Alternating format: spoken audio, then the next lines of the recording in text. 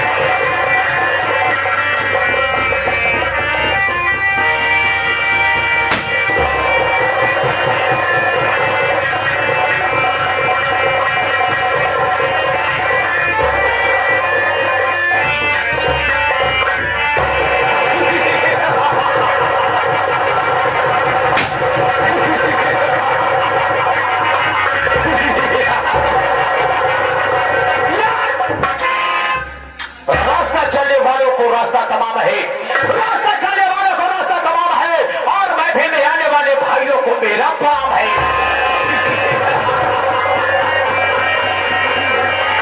शनि को रात कहते हैं, मसीह को था कहते हैं, शनि को रात कहते हैं, मसीह को था कहते हैं। उसे शेर गिरधारी लाल आजाद कहते हैं।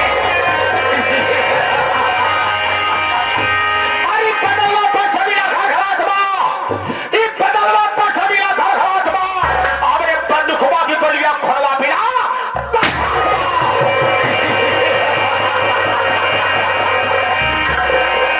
चंदन भर का रहने वाला, चंदन भर का रहने वाला शेर गिरधारी लाल हमारा नाम है, और इधर की दुनिया उधर का जगह यही हमारा नाम है।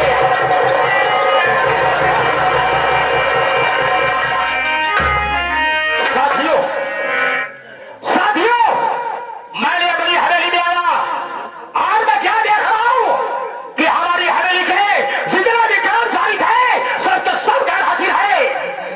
हमें ऐसा मालूम पड़ता है कि ये साले हमारी हवेली में नौकरी कम करते हैं, ज्यादा समय बड़ी झोपड़ियों पर बिताया करते हैं।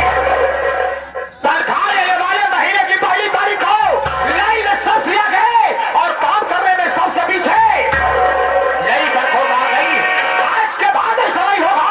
जो ससुरा ड्यूटी पे ले जाएगा वहां का सब उसी ऐसी बात होगा, किसी चीज का कुरान में लिखी नहीं होगी। आओ आओ बखोरा आओ, हम तुम्हारा इंतजार कर रहे हैं। आओ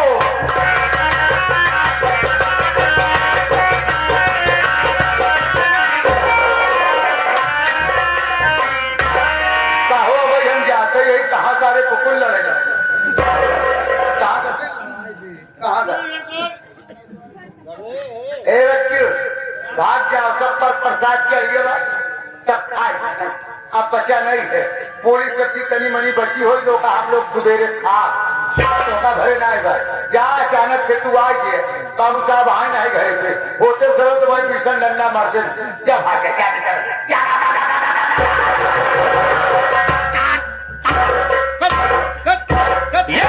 हमारी हवेली का वफादार नौकर है। पहली बात तो ससुरा ड्यूटी में लेट आया, लेट आने के बाद साला भोर रात को पूरा ही कहा होगा। इसकी नजर में अभी हमारी औकात के कुत्ते की बराबर।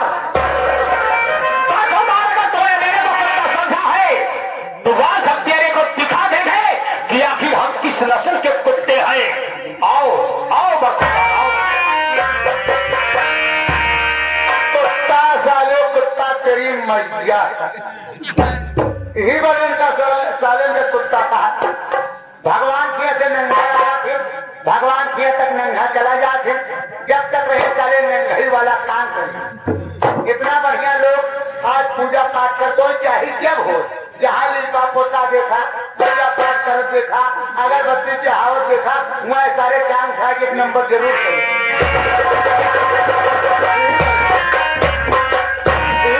कुत्ता कहा साल इनका, अबे एक मनियो नहीं ना, इनका 4-6 बारी होमवर्क के दे दे तब मनियो आवा है। आज तक तेरे कुत्ता का मार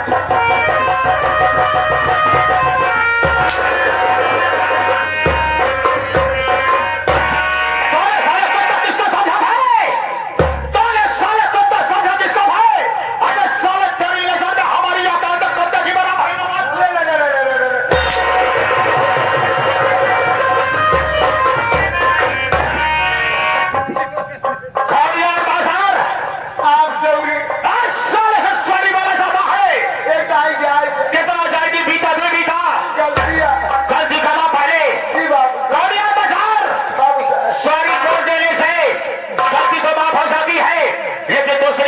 करने का मौका भी नहीं जाता है। ये बता, जिस जगह में तू खड़ा है ये कौन सी जगह है? बाबू साहब आपका राज दरबार में हवेली है। बिल्कुल सही, ये हमारी हवेली है। इस हवेली के हम कौन है? आप मालिक हैं और हम आपके नौकर हैं। बिल्कुल सही जवाब। और एक नौकर का कर्तव्य क्या हुआ करता है? एक नौकर का कर्तव्य वही है कि वक्त से पहले आ जाना, हवेली की साफ सफाई करना और खड़े होकर के अपने मालिक के आने की प्रतीक्षा करना। बिल्कुल सही। ये नौकर का कर्तव्य हुआ करता है कि हवेली में पहुंचकर हवेली की साफ सफाई करना और बचे हुए टाइम को लेकर के गेट में खड़े होकर के अपने मालिक के आने की प्रतीक्षा करना। लेकिन ये सब करने में नाकाम हुआ।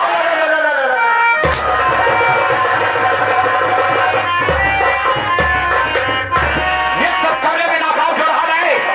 इसका मतलब है कि तू साले हमारी हवेली में परंतु साले ले जाता।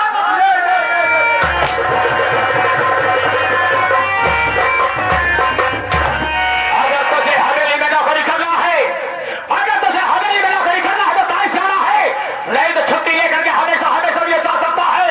जी बाबू साहब, जी बाबू साहब। गौरियार बाजार बाबू के बाबू साहब जवान को लगाम दबाए, लई साले में तेरी जवान की जवान को खिला दोगा। गौरियार बाजार बाबू साहब। तुम हमारी हवेली के बाद वफादार नौकर हो। जी बाबू साहब। हम तुम्हारी छोटी मोटी गलतियों पर ध्यान नहीं देता हो। जी बाबू। इसका मतलब ये नहीं है कि तू हमेशा गलती करेगा। जी बाबू। तेरे तो सजा मिलेगी, बड़ी छोटी सजा है। सजा ये है कि यहाँ आए हुए हमारे काका दादा नौजवान साथी, बच्चे, माताएं, बहनें, मेला कमेटी के सभी पदाधिकारी आए हुए सम्मानित कुछ कलाकार, सबसे बता दिया जाए कि मैं कौन हूँ, कहाँ का रहने वाला हूँ, हमारा नाम क्या और हमारा काम क्या है।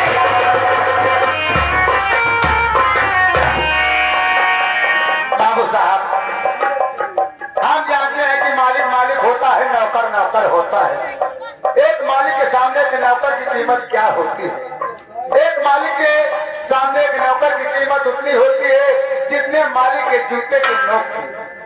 अगर बाबू भैया लोग को आपका नाम, आपका परिचय पता हम बताइए तो भैया लोग कहीं आदमी कैसा है, कितना बड़ा घमंडी है जो अपने मुंह से अपना नाम और अपना परिचय नहीं बता पाया। क्या बोले आप खुद अपने ठेकार उसे कहा जाता है कि बाबू साहब आप अपना परिचय बड़े बुखार में से खुद ही बता दीजिए। अरे हमारा परिचय बताने में तू असमर्थ है, हमारी कदर और इज्जत करता है, हमारे सामने हमारा नाम नहीं लेना चाहता है। नहीं बाबा, तो ठीक है, मैं अपना परिचय स्वयं खुद ही बता देता हूँ।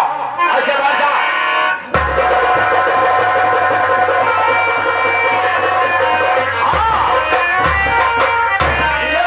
यही पर बैठ जा। अबे साले बहाने बैठे क्या, मेरे सर पे बैठेगा क्या? हम यहाँ बैठ। बे साले तेरे कपड़ों से अच्छी हमारी भाषा है। बैठ।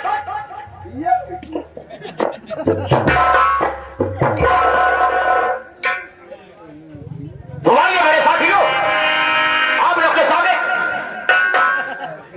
लो, इसके साले की बैठने की शैली देख लिया जाए। ये साला बैठा किस कदर है।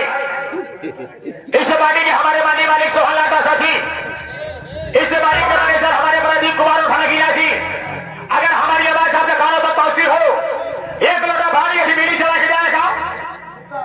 अबे संन्यास बैठा। अबे साले सब बैठा सम। अबे साले जो बड़ी भाषा में समझ रहे कि सम बैठ। हाँ बैठ साले बैठ।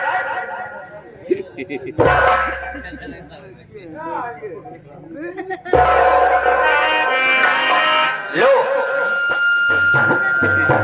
अपनी जिंदगी में इससे अच्छा ही नहीं बैठ सकता है। जितना अच्छा बैठना सीखा था उतना अच्छा ये बैठ गया है। अब ऐसा साला बैठा है जैसे घाट में कुत्ता बड़े शिकार का इंतजार कर रहा हो।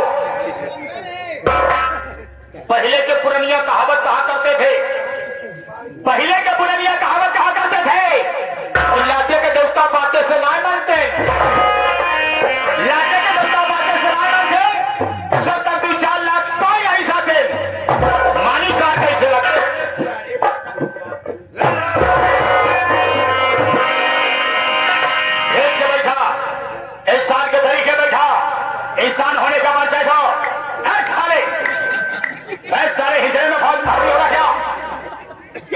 लाठी मार के बैठ।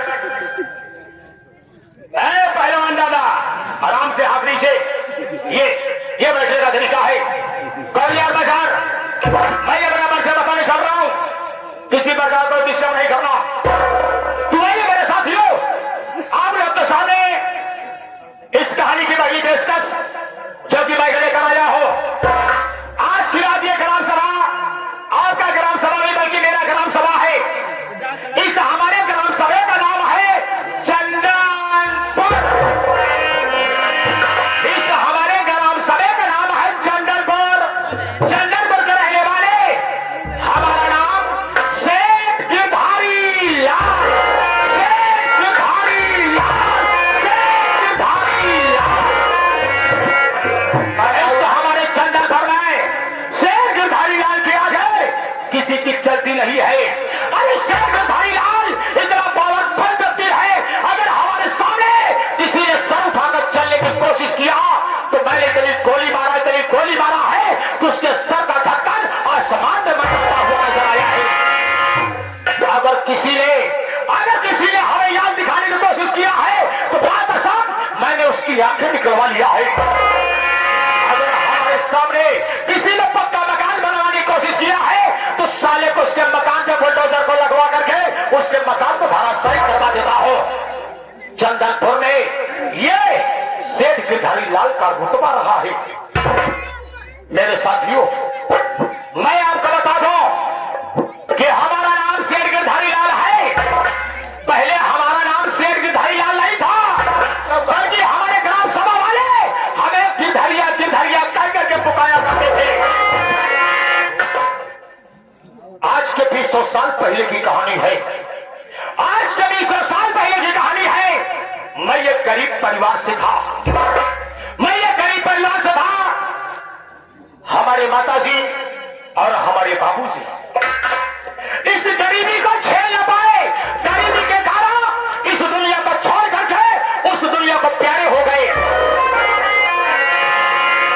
परिवार में मैं बचा गिरधारी और मुझसे छोटी ये बहन जिसका नाम किरण। मैंने मेहनत मजदूरी करके किरण को खिलाया पिलाया, उससे सेवा किया, पढ़ा लिखा रहा था।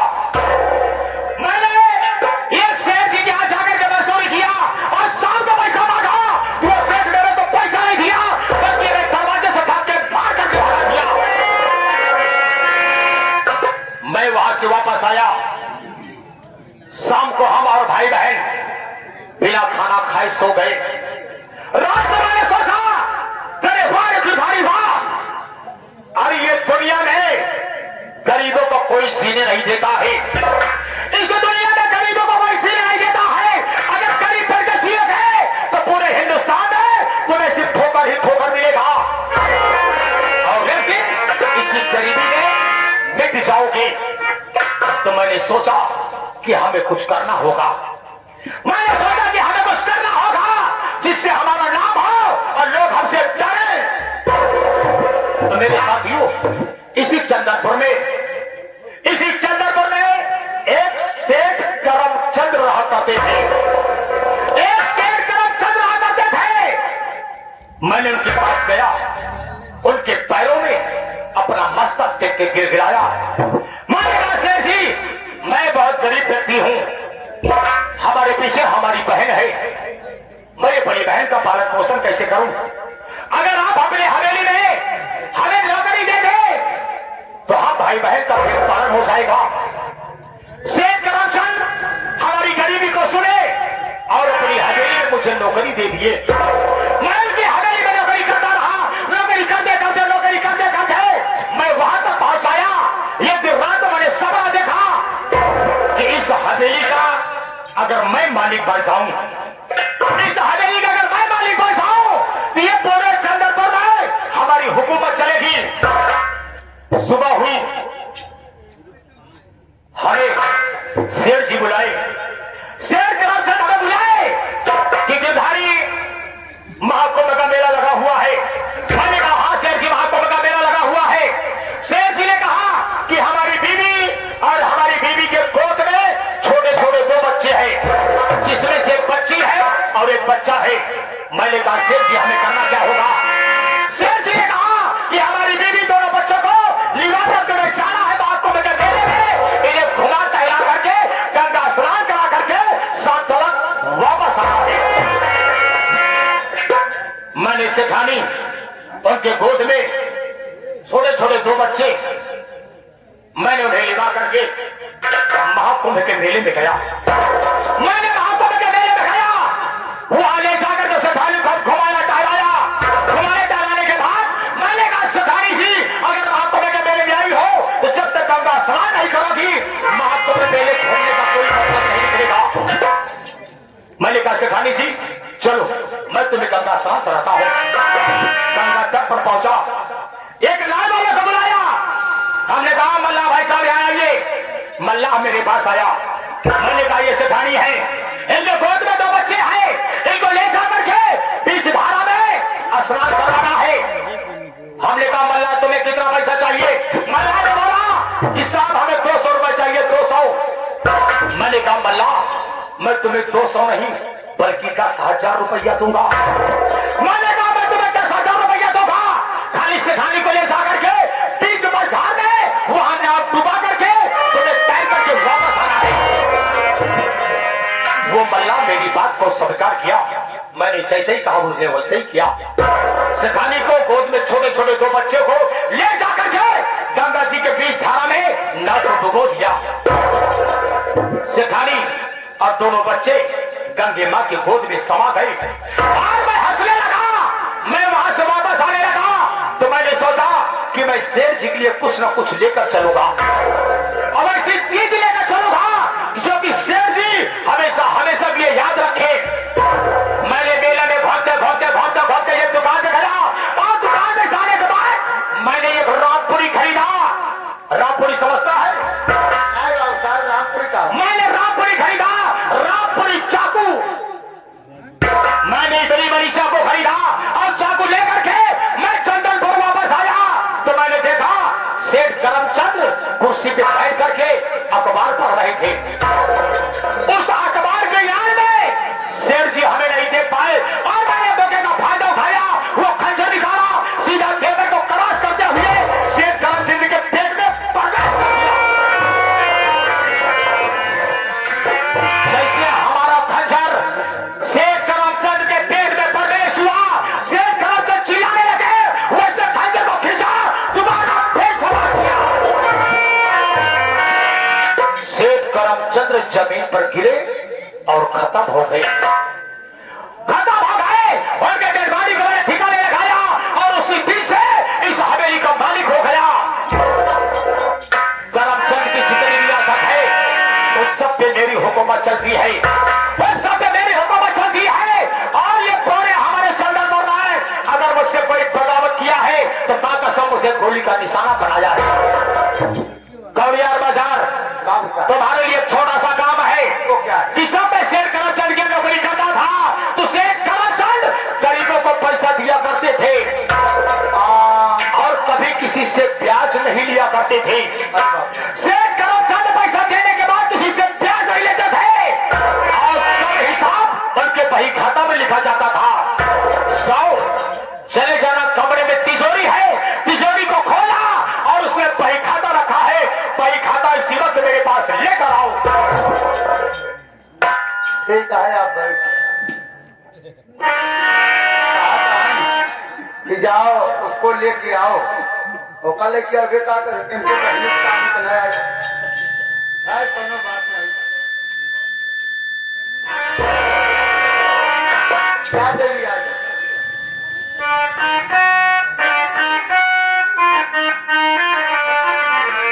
अरे बड़े बड़े भाई, अरे बड़े बड़े भाई, बड़े बड़े झूलने का रास्ता ले भाई।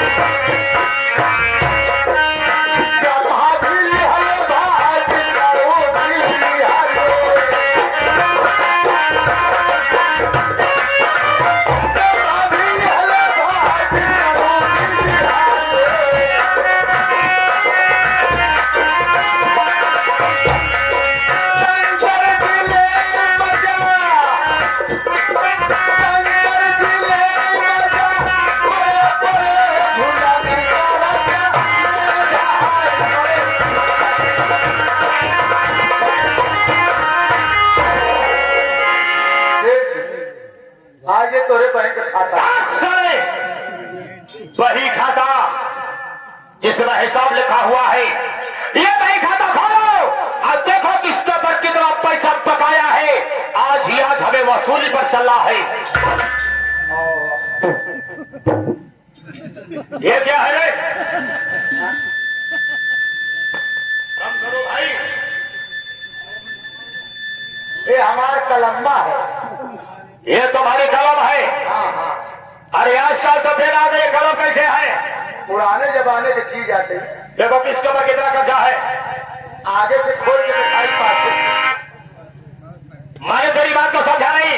मतलब कहा आगे से खोल के दिखाई पाते से मैंने तेरी बात को नहीं समझा। यानी जब से आप कारोबार संभाले तब से दिखाई कि सेठ जी के बारे में। सेठ करमचंद के जमाने का देख मैं। तो बताओ क्या पाछे से खोल दो।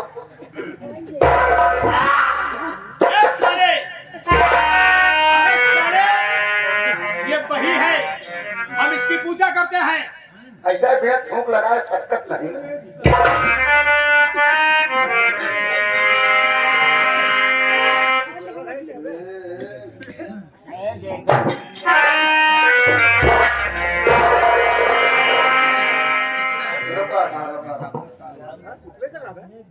ये देखा पहला नंबर में लगे हैं पैसा सोहनलाल मास्टर साहब कौड़ियार वाले।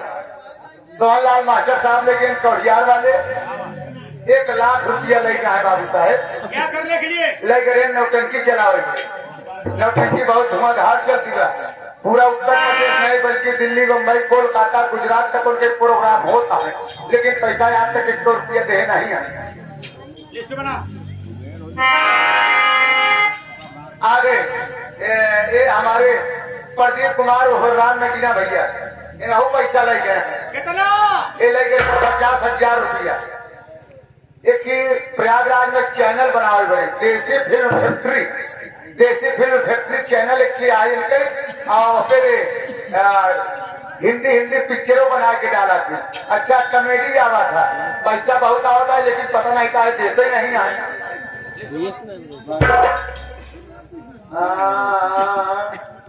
जबाने की रकम पड़ी हाथ लगी साइकिल बाकी बच्ची घड़ी। अबे साले इसमें घड़ी से गिरा क्या गई?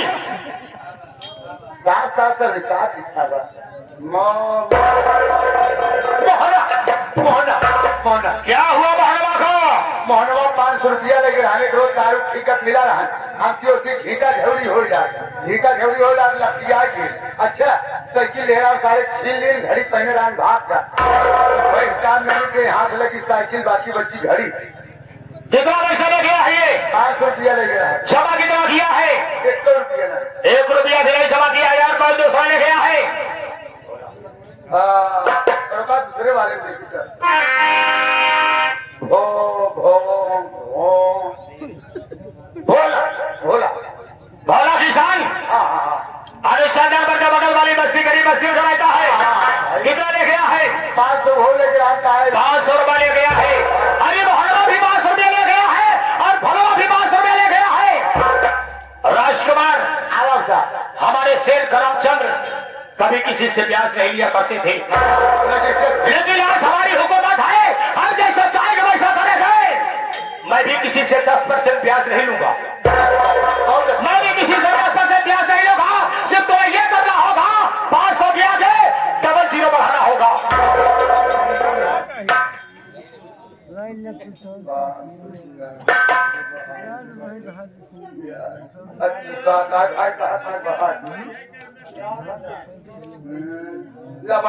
कितना हो गया? 50 रुपया। अबे 0 किस तरह बढ़ाया है? आप क्या 500 के आगे 0 लगा दो, 0 लगा दी। 0 किस तरह बढ़ाया है? 5 साइड बाप दादा 0 दाएं साइड में लगा, डबल 0 लगा। दाएं साइड में। अरे बाबू साहब लगा दी। कितना पैसा हो गया? 5,000 साले। डबल 0 बढ़ाने के बाद साले पूरे 50,000 रुपए हो गए। हाँ तो वो दबा 50,000 रुपया मोहल्ले से वसूल कर रहा है, और वो साले भरवा कि 750,000 वसूल करना है। 1,00,000 तुम्हें मेरे साथ चलना होगा। हमारे चले पड़ी। हाँ, चलो चलते कैसे? चला कैसे? आइए मेरे साथियों, चलते चलते अपने प्रयागराज की एक खास बात से 2 लाइन में।